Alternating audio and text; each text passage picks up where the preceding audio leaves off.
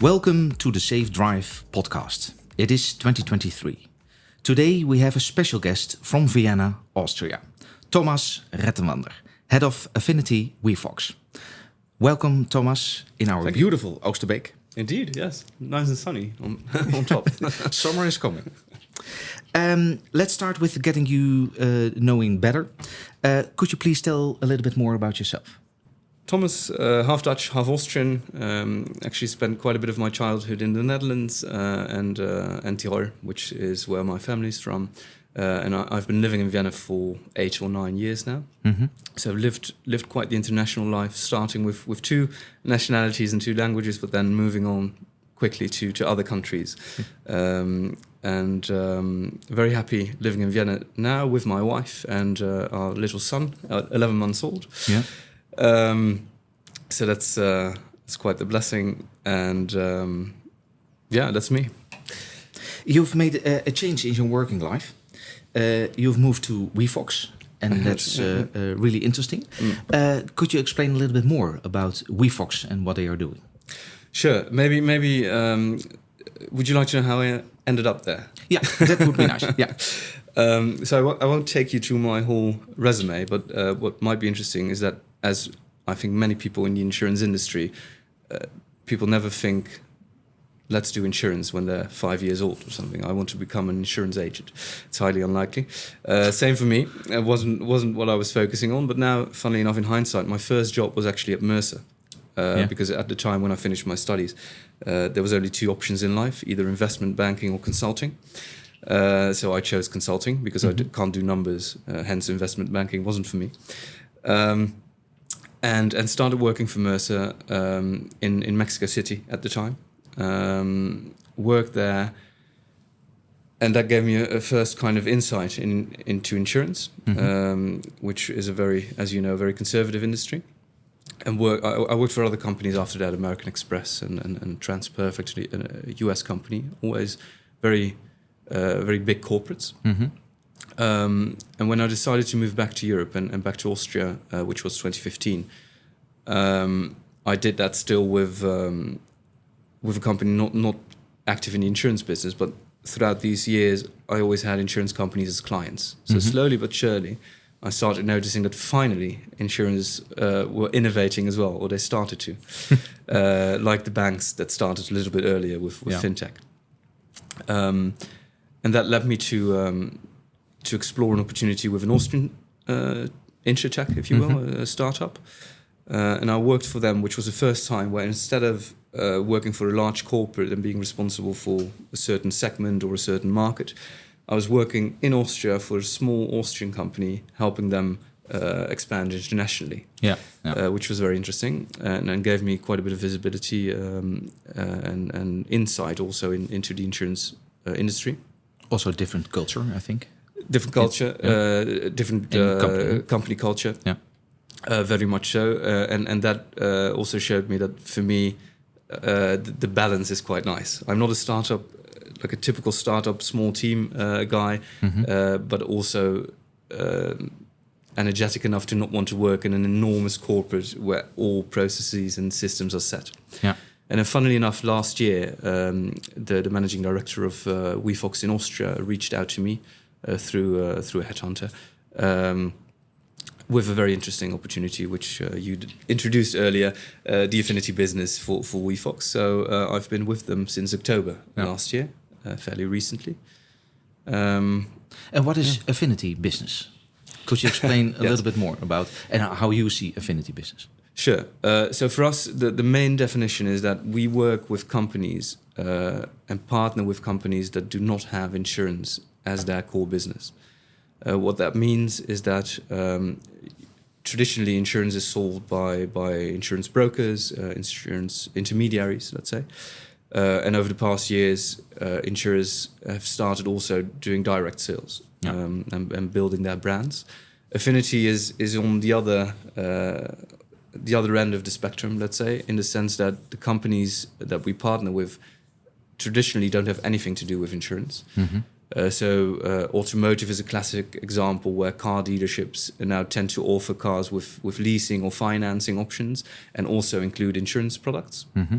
But the same thing would be if you buy a plane ticket for a flight, you now often get the possibility to add an insurance product.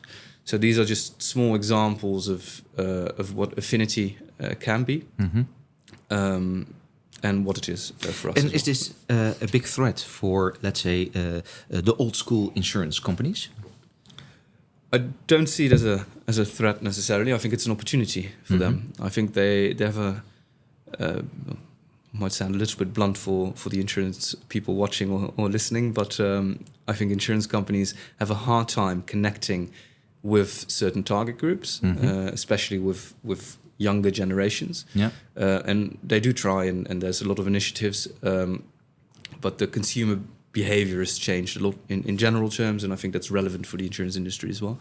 So for us, I think Affinity is a way for insurance companies, on top of their broker business and direct sales, to get access to new target groups, to new customer groups they wouldn't necessarily get access to, and at the same time rethink their products and the way they have been doing insurance with similar models for the past 200 years.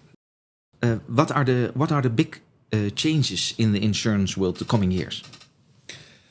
Hard to answer. I think there's changes internally for insurance companies, and I think there's changes in the industry that we have seen in banking, for example, and the change in general of everything becoming digital is clearly also relevant for the insurance industry.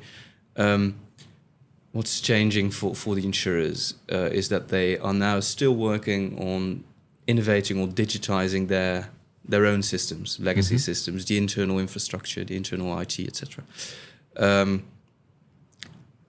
At some point, they'll have a decent level of digitization, I think, so they can focus on other things, which is slowly happening.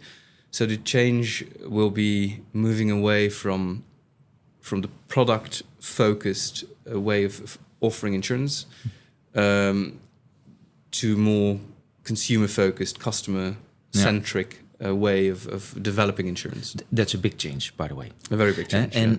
What you see in, let's say, digital, making an insurance digital, what is, in your opinion, making digital? Because automate something, that's something else than making an insurance totally digital. Yeah, there for me with my insurance or Affinity hat on, I should say, then the digital part is mainly the processes in the back end. That's one thing. So the classical examples are policies or communication by the insurers still happening per post, for example, which is a little bit extreme. Thankfully, they've improved a lot. So making all of these things digital and getting, as a customer, getting your policy in real time, that's one part of digitization. The other part, I think, has more to do with the customer experience. Yeah. And for Affinity business, it means that insurance should just be another service integrated in what's the customer experience of the partner in question. Which then again, for insurance companies sometimes is a bit tough because they want to be present as a brand. Yeah. Now that's also the reason why we have, let's say, integrated in our technology of SafeDrivePod also the communication tool to the end user. Yes. Because in our opinion, it is very important to communicate on the right topics in the right tone of voice to the end user, because you want to connect to them, be involved, instead of you receive a paper about the premium for the next year or the increase or whatsoever. And that's not the relationship, in our opinion, what you need to build with, let's say, in the new world for insurance, you need to have communication tools. The classic example is that the only time you speak as an insurance company, you speak to your customers when you sell the policy and then when you have a claim, which is the worst possible scenario, of course, to have contact with the client, historically speaking. So increasing those touch points, and I mean, you do white label business. It's something we use a lot as well with our partners, because the strongest brand in the eyes of the consumer, that's where you want to be. Yeah. Right. Yeah. So why care about building your own brand? I mean, it needs to be known and present. But the main thing is that you can offer the service you want to offer to your consumers. That's also the reason why we have built in the SDKs, the APIs, and the communication tool. API is a good topic. Speaking about digital, it's still a bit of a challenge. Yeah. A lot of insurers have troubles to integrate an API, and that's Is that related to their automatic systems, or it is? And then the famous IT resources. There's always a lack of IT, it would seem. APIs. We notice a lot that still, in many cases, there's an API connection on the partner side to get data from them, of course. But then on the insurer side, that's not always the case. So you might still be sending. Maybe it's an automated flow, but still you're basically sending them Excel files. When I see the story of Wefox, because that's quite impressive, to be honest, they're also since 2016 live. It's growing rapidly. Also on an international scale, where are you operating right now? So the focus so far has been to grow in Europe, European market. So it all started in Switzerland and Germany, and then we expanded to. So the most active countries have been Germany, Switzerland, Austria, Italy, Poland. But that's now expanding to other countries in Europe. Where we have projects in Spain, in France. And then more, I would see it more in the midterm, long term. There'll be expansion to other continents as well. But Europe is also ready for this kind of products. Very much so. It's interesting to see. I'm always surprised when you look at the level of innovation or the level of the insurance industry. Especially before being part of the insurance industry, I always perceived Germany or the German-speaking region, with Switzerland especially, as the most innovative. Also thinking about cars and technology, it's always right on top of everything. But for insurance, it's countries like Italy, like Spain, like France that are far more advanced, that started with these insurtech ideas and integration and these affinity distribution models earlier. Than the Dijk region, for example. Okay. Is that also a reason that the other countries can win and, let's say, the Dijk region can lose, related to insurance, automotive, etc., because of their heritage? Or I think that's a macroeconomical question almost. There's, in my perception at least, there's the challenge of over-regulation in the German world, and that can be risky because as we see in the United States, for example, but also in the southern countries in Europe, it's a little bit easier to be innovative, to try new things, and in the German-speaking region, you first make sure everything's set up and agreed upon with the regulator, and it's all organized and perfect, and then you try, and then you're too late. Whereas in other markets, you first try and then you adapt. So your advice is start fast, but on let's say a smaller scale, to get a certain feeling within the market and see, is there a certain appetite? Are we pushing on the right angle? Yes or no? So in a sense, you can start small, but you have to plan big from the start. And I think that's interesting because you asked, and sorry, I didn't even answer your question, but you asked about Wefox and what the Wefox company is.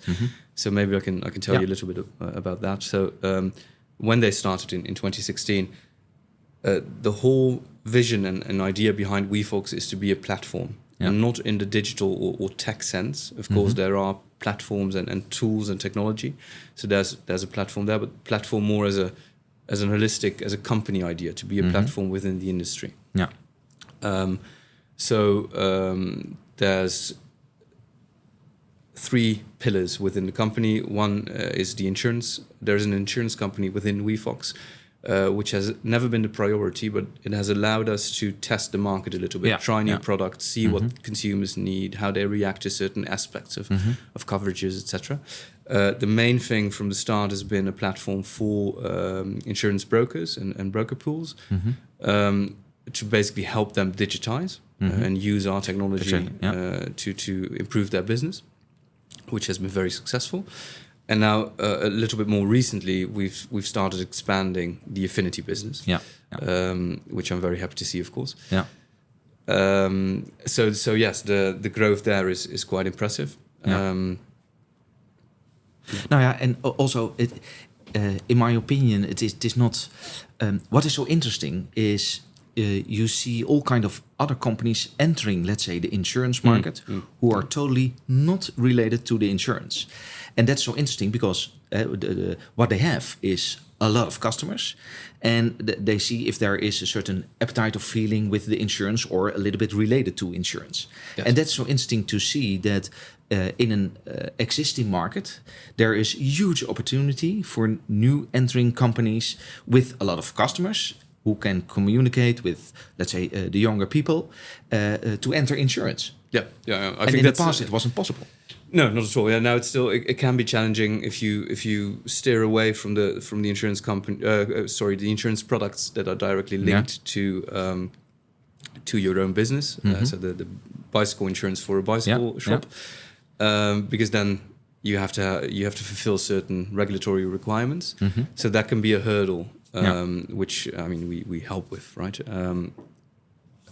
I think still you now see the big tech companies moving into all different aspects in finance, and they're basically enormous banks at the same time. So I think that's a development we'll be seeing more and more of, companies expanding beyond their core business, usually based on the access and the information they have about their customers, probably. About the decision-making unit of that kind of companies, what kind of skills do they need to? Because this is not stopping. This is the new way of thinking.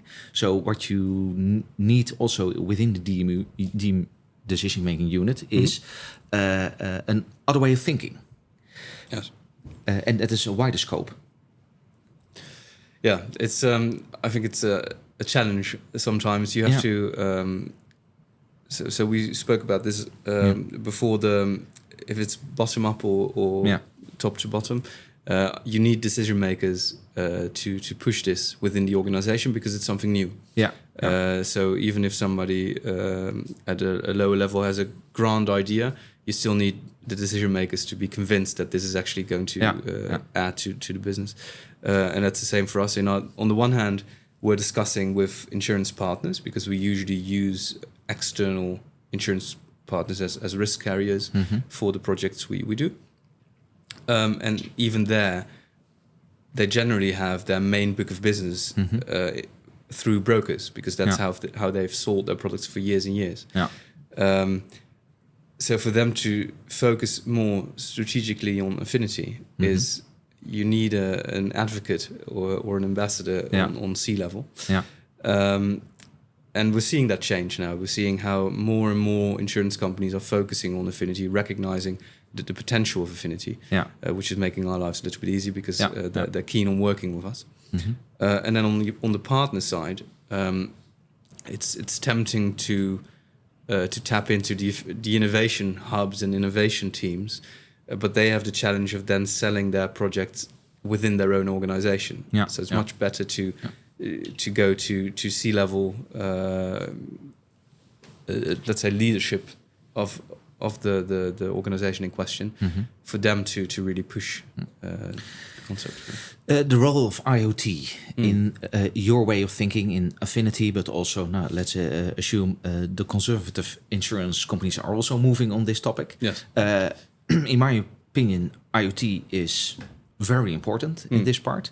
We are pushing more on user-based insurance. We have all kind of technology in place. What do you think is important for us also to play an important role in this?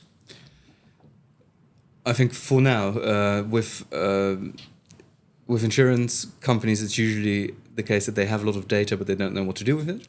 So helping them use the data to their advantage is where we need to look and where we need to go.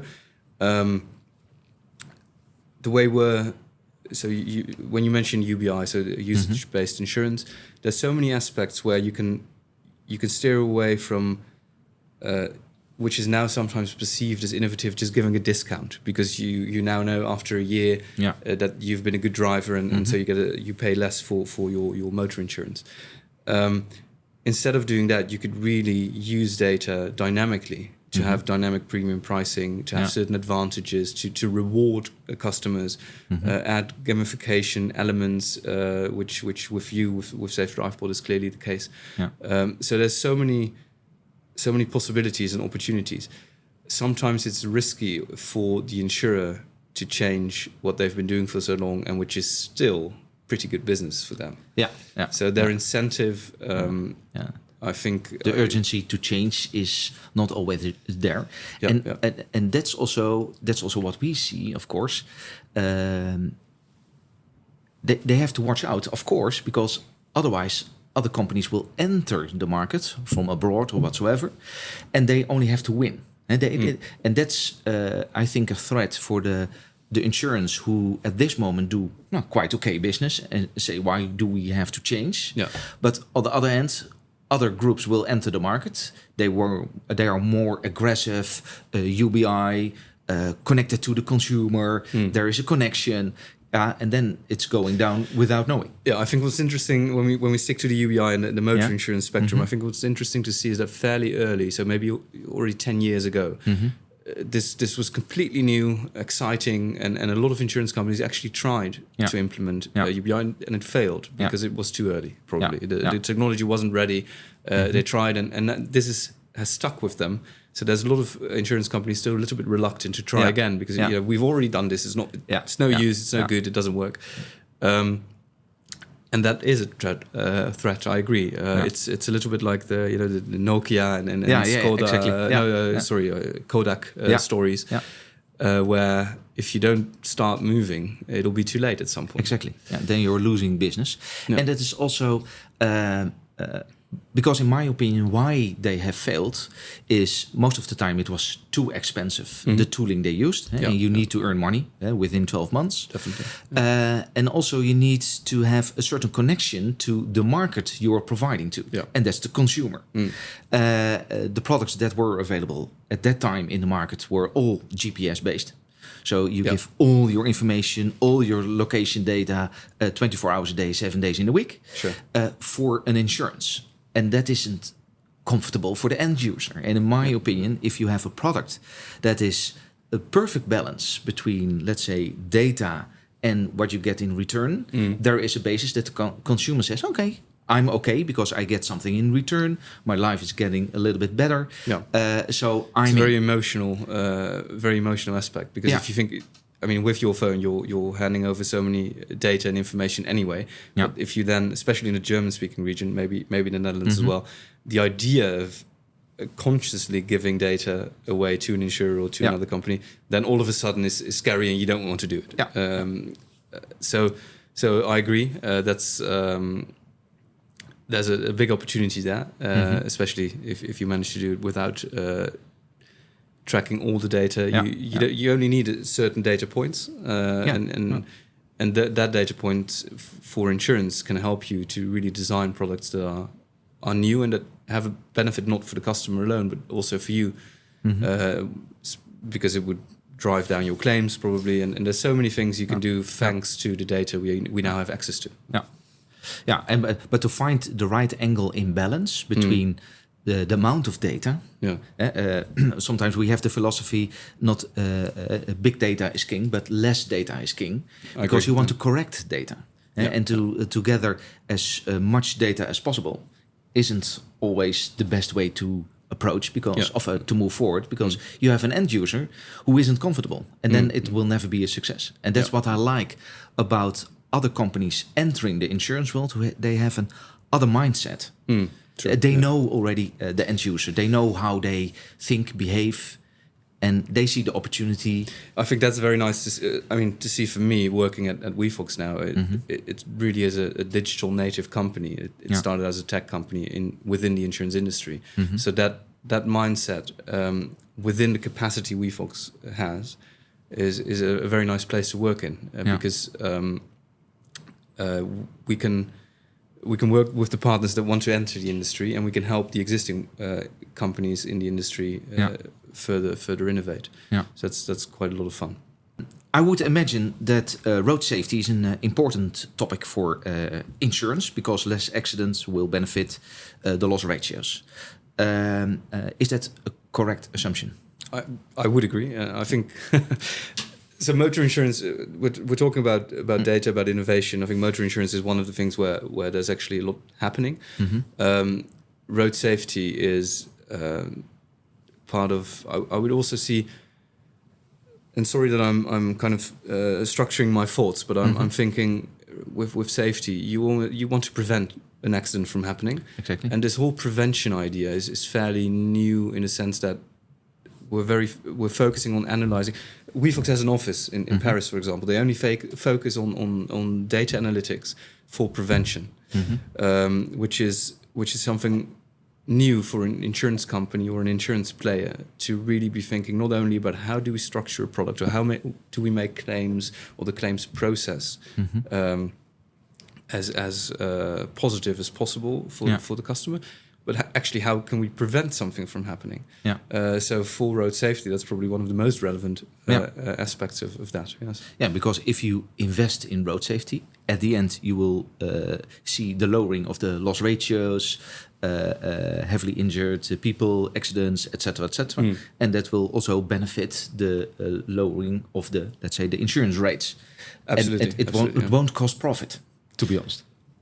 I wouldn't imagine so. No. Yeah. Bringing down the claim, I think the claim costs are extremely high. So any way you can bring that down, just from the business perspective, is very, very interesting and very relevant. And what is your view on, let's say, the new generation related to IoT, UBI? Do you think it's more easy than, let's say, the 40-plus market, let's say? Is that much easier to implement? Hard to answer. I think the tough question there is that the people above 40 are probably more inclined to buy cars. I'm not sure about the numbers here, but it's just an assumption. And the younger generation uses a lot of different types of transportation, especially the urban people in the urban environment. In general, though, I would say that younger generations are probably more conscious of safety, of sustainability, all of these topics that play such an important role now, where people from a certain age, we can stick to the 40 bracket, they probably are inclined to say the way we've done things has worked, and I'm doing fine. I'm a good driver, etc., etc. So it's all good. So there's a lot of potential with the younger group, and especially for motor insurance, it's interesting that they're the ones paying most and having a hard time getting access to good insurance without paying a very, very high premium, right? So. That's something you could work on. I think you could especially.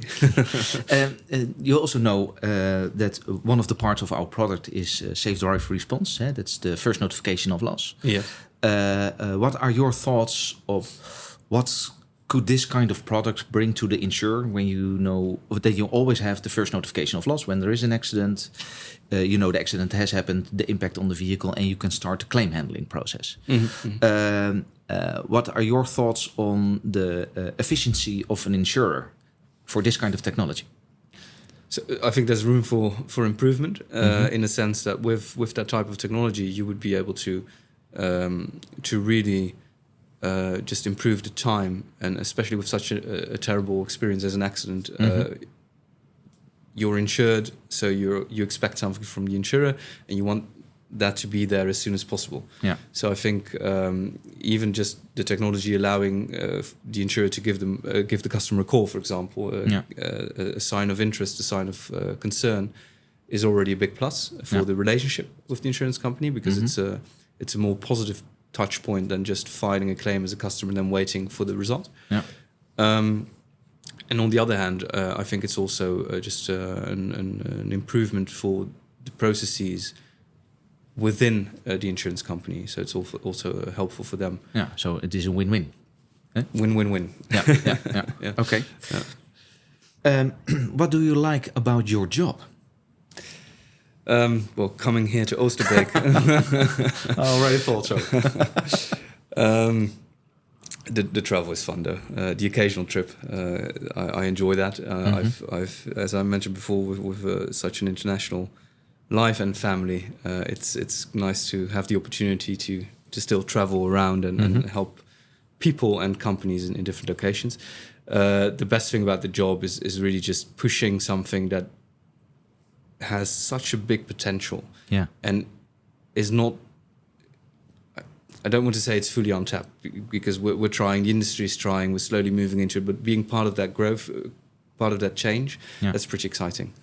So that's a lot of fun. There's, of course, certain responsibility that comes with it, but having the opportunity to together with other people, of course, to really build something up from the ground. In a way, at my previous job, we were a small company building the company. Here, within the Wefox group, which has grown and we're fairly big now. I mean, it's I don't know the exact number, but let's say 1,400 employees in many different countries. So it's a big organization now. It's no longer a startup. But Affinity, within our team, and let's say the global Affinity team, there's years and years of experience. The setup of the company, the support of the company, of the leadership team is there. So building that's a lot of fun. That's very exciting. I also see a lot of energy within the team I've met, let's say. Yes. And that's also, they have a lot of experience in, let's say, the classical insurance. But I also see a vibe within the group that's quite impressive, to be honest. And that's totally different than having, let's say, existing business and changing and say, oh, we are now digital. Because it's also needs more from the heart that you are making a change into. Yes. And that's inspiring in a way to see that among the colleagues. So there's many colleagues that have joined maybe a year ago, 8 months ago, 10 months ago. So it's within the team, we're fairly new to the company. And as you said, people with a lot of experience in maybe the traditional field. And the reason that they're part of the same team is because we all had the same kind of, we see the opportunity where we're at the moment. We know we can't force this change. It's not working. So I'm talking about all the companies that my colleagues used to work for before. And we all ended up here. And now together we have the opportunity to change something. So. Now, and exactly, it is not that these people have made a change in a job, but they do exactly the same. They also see and feel that this could be a big change into the insurance world. And that's so exciting. Indeed. A lot of energy. What personal achievement are you most proud of? Always a difficult question. Difficult question. It would have to be the personal aspect of starting a family. So with my wife and having a son now, and then building that little startup is costs also a lot of energy. That's a lot of energy, short nights. But it's an accomplishment already. Although we're just getting started, basically. On the one hand, on the other hand, I think it's very rewarding. I've made a very conscious decision in my life to want to live in Austria, and to also raise a family there, and to have that as my home. But having had so many experiences in different countries, that together has made me to the person I am today, and I have the possibility now in Wefox especially to use that experience, to use the people I know, to use the languages I know. It's not one thing I did I'm very proud of, but it's that coming together and me still being able to actually use it every single day. That's something I enjoy a lot. You can be proud, Thomas, by the way. What special person would you want to meet? And what question do you want to ask that person? So I saw this in the previous podcast, and I was expecting a question, of course, but I didn't prepare it, to be fair. Alive, dead or alive? I don't care. Let's see. There's a lot of historical figures I'd be interested in meeting, to be honest. But let's see, is there anybody today I'd like to meet? Paul Hendricks was one I was looking forward to. He's sitting right here, so that's quite the accomplishment. Right. I just go with Franz Josef, the almost last emperor of Austria. Yeah. It would be interesting to meet him and ask him why history went the way it did in the First World War. Yeah. That's a personal interest, history in general, and that time of the Austrian Empire, etc. Yeah. So being able to speak with somebody that was actually responsible for a lot of things that happened in that time would be very interesting. Yeah. And I'm mentioning deaf people because I know there's no chance to meet them, so I can't say anything wrong really. Yeah. I'm not sure about that. And also when they watch the world right now, what is their opinion? That'd be interesting. Yeah. I'm sometimes a little bit. So we're talking about business, and there's so many exciting things there, and a lot of energy. It's good that that's such a positive thing. There's sometimes other things in life that seem not so positive. Yeah. So is that also because you're now starting a family? Or was it already before? I'm a bit of a conservative ass. So with all these new things happening and developments in the world, I'm always skeptical. Comes with the name Thomas. So I'm doubting and not so sure if this is the right thing. Yeah. So maybe with the family comes an additional sense of responsibility. But skepticism of the world is part of who I am as a person. Yeah. At the same time, to finish on a lighter note. But you also see the examples, what we are doing sometimes, and that's not always positive, to be honest. We see the positive side, but also the negative side, what human being is capable of. Yes. I think the good thing is that I think that inherently people are good. And it's sometimes challenging to not give in to the bad, but it will be good in the end, I think. And there's a lot of positive developments as well, and I think we've never had such an easy life as we do today. To be fair, especially in Europe. So no. The next podcast we have with Cees van Dijk from Spearhead. Okay. Also Switzerland. Yes. Do we have a question for him? The one I prepared, yes, I do. So they focus on claims, as far as I'm aware, and the holy grail in claims, I would say, is probably fully automating claims. So not just speeding up processes, which is usually what companies are working on, and insurance companies are working on. So my question would be, where are you on your quest to get to this holy grail and really be able to fully automate a claims process?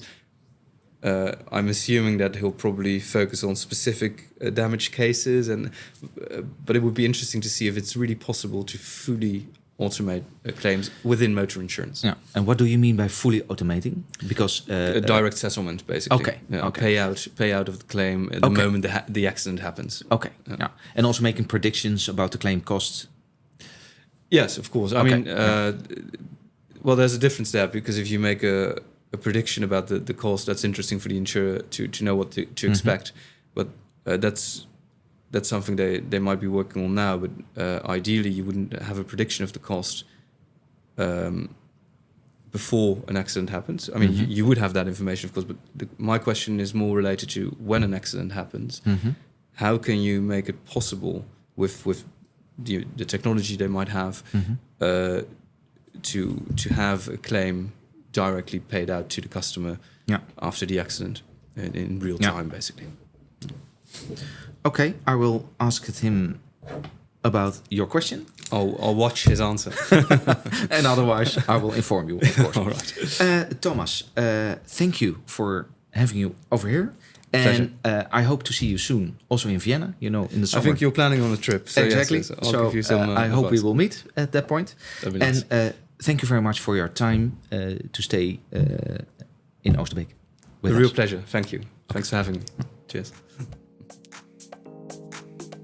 Dear viewers and listeners, thanks for tuning into the SafeDrive podcast. And a special thanks to all who took part in the creation of this episode. This podcast is produced by Pappenheimers. I'm your host, Paul Hendricks, and this episode was directed by Patrick Davelaar, Dion van den Berg and our team. Recording was done in our studio in Oosterbeek. If you have any questions or remarks regarding this episode, feel free to contact us at SafeDrivePodcast@safedrivepod.com. If you would like to know more about this podcast or SafeDrivePod in general, you can visit us online at SafeDrivePod.com. Follow us on social media or find us on your favorite podcast platform. Thanks again for listening. See you next time, and until then, drive safe.